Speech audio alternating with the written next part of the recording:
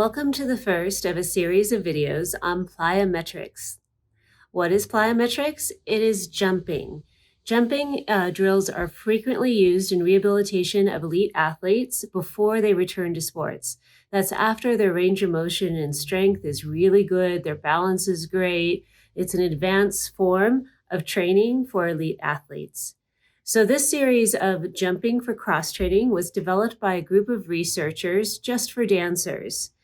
And the first of this video is the tests that you must be able to pass before starting any of the stages. Each stage lasts about a month. Regardless of whether you can do the jumps or not, you have to be consistent for 1 month before progressing to the next stage.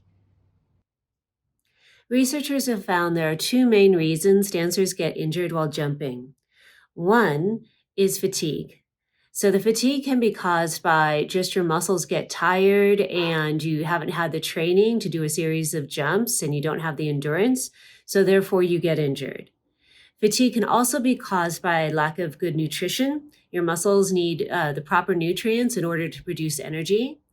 And it can also be caused by lack of sleep. If you don't have enough sleep, you will not have good responsiveness of the nervous system, and the muscles can fail with that. The second reason dancers get injured is their knee goes into a valgus. So I'm going to demonstrate what a valgus looks like so you know what that is before proceeding. I'm going to talk about both hip internal rotation and knee valgus because the two go hand in hand. So there's right hip internal rotation and external rotation. And there's standing both hip internal rotation. So you can see those knees point inward. Standing on one foot, there's a knee bend with valgus. So you see with the knee going inward, the hip also goes up in the opposite direction. So knee valgus and internal rotation of the left hip. That's both knee, hip, toes in alignment. That's what we want with jumps, both takeoff and landing, not that. So that's both hip internal rotation with valgus. Standing on one foot, it's a good knee bend, knee over toe, and then I lose it on the way up. Did you see that? That's good knee over toe, and I'm able to maintain on that second one. This first video of the series will show you the 6 tests that must be passed before you can even start the cross-training for jumping that is recommended. The tests will look at core strength and also knee over toe alignment before your foot even leaves the ground. All ages are welcome to try these tests and work on passing these tests, but you must be at least 15 years old to start stage 1. And then you must be 17 years old or older in order to start stages 2 through 4. This is because the musculoskeletal system is more fully developed at age 17, and the jumps are hard, especially endurance-wise. And so to be safe, you really need to have your muscles fully developed before you try those later stages. But like I said, all ages are welcome to try these tests and to work on them. When you do these tests, you have to maintain perfect trunk stability. That means that your torso remains still while you're doing the test. Also, your pelvis can't shift up or down. Pelvis, trunk stable, and perfect knee over toe alignment. You can have 2 tries at each of the tests, but no more than 2.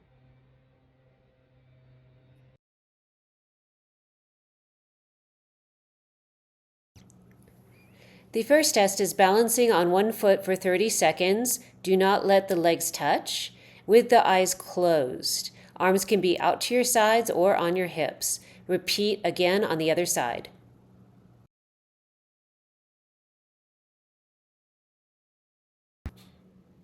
Next is a double leg lower for abdominal strength. You must keep your low back stable and you only have to do 1 time perfectly.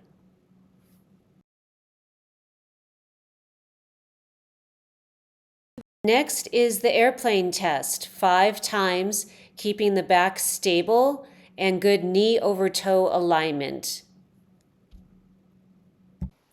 The leg in the air should maintain a parallel position, not turned out.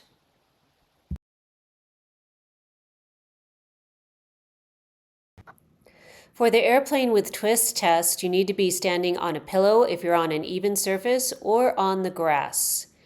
You're going to bend the standing leg knee over toe and twist to the right, come back to center and straighten.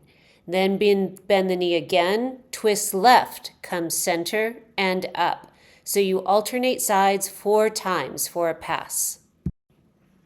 Be sure you do standing both on the right leg and on the left leg for 4 twists. And if you have a dog running around you, I will give you extra points.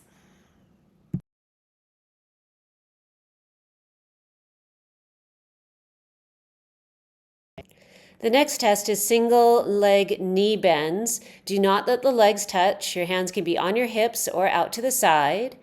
5 times on the right, slow and controlled with knee over toe alignment, and then 5 times on the left.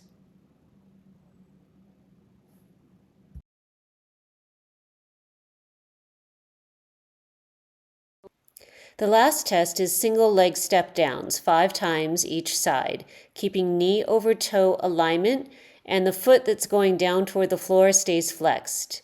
This is a 4 to 6 inch step, keeping the pelvis stable. On these last 3, her knee comes to midline and her pelvis starts to lose its control, so this would be a no pass.